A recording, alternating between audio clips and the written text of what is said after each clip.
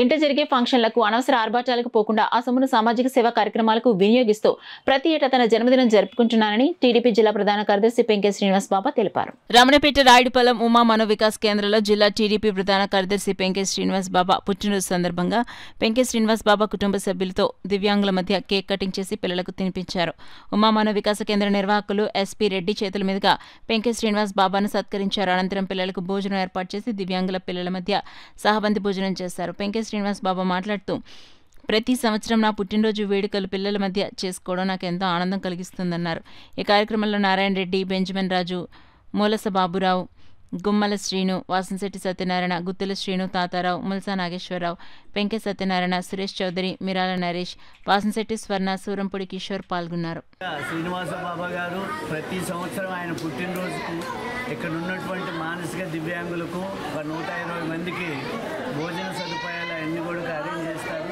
ముఖ్యంగా వాళ్ళు ఇక్కడికి వచ్చి పుట్టినరోజు వారు ఇక్కడ జరుపుకోవడం చాలా సంతోషదాయకం.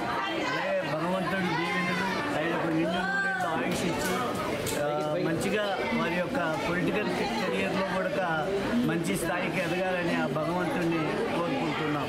ముఖ్యంగా ఆయన సేవా తత్పరత ఇవన్నీ కూడా శ్రీనివాస్ బాబా గారు నాకు గత 20 సంవత్సరాల నుంచి తెలుసు.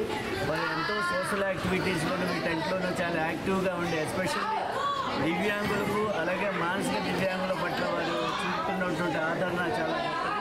ఆ విధంగా భగవంతుడు ఆయనకు నిండు నూరేళ్ళు ఆయుష్ ఇచ్చేసి ఇట్లాంటి జన్మదినాలు ఎన్నో కూడా చేసి ఎక్కువ మందికి దివ్యాంగులకు సహాయం చేసే విధంగా ఆయనకు భగవంతుడు కల్పించాలని ఒక మేమున్నాము అని పక్కన ఉంటే దైవం మనల్ని కాపాడుతుందన్న నమ్మకం నాకు ఎక్కువగా ఉంది.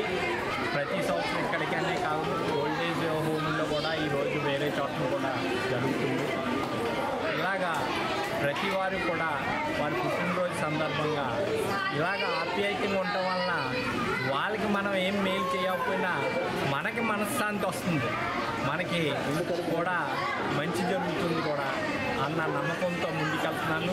ఇక్కడ ఇలాగే నాగిరెడ్డి గారు గత నాకు తెలిసిన కానించి ఇక్కడికి వచ్చినప్పుడు కానించి ఆయన అనేక కార్యక్రమాలు ఈ సొసైటీలో ఉన్న పిల్లల గురించి చేస్తుంటే నాకు కూడా ఎంత ఆనందంగా, మనం ఏదో 1 రోజు 2 రోజులు చేస్తున్నాం, ఆయన జీవితాశయంగా చేస్తున్నారు.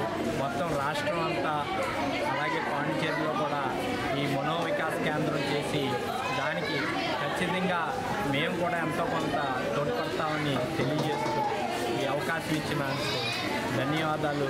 అలాగే ఈరోజు కార్యకర్తలు, మీడియా వారు నాకు జన్మదిన శుభాకాంక్షలు చెప్పిన వారందరికీ కూడా